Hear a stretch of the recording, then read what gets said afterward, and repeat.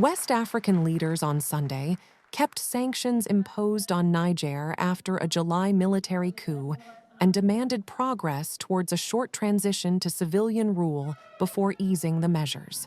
The Economic Community of West African States leaders met for a summit in Nigeria's capital Abuja, with the region in crisis after coups in Mali, Burkina Faso, Guinea, and Niger since 2020 and 2 attempted coups elsewhere in recent weeks.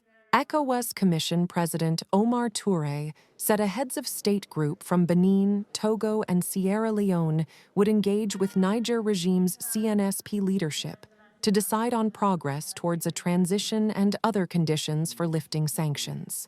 Based on the outcomes of the engagement by the Committee of Heads of State with the CNSP, the authority will progressively ease the sanctions imposed on Niger, Touré said at the closing of the summit.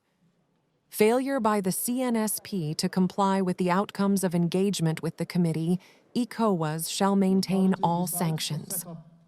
International attention has focused on the region's most recent coup in Niger, when troops ousted President Mohamed Bazoum on July 26th, prompting ECOWAS to impose tough sanctions and suspend trade. Under military rule, Niger, a key Western partner in the fight against Sahel militants, has demanded that French troops based there leave, while the U.S. still has military personnel in the country.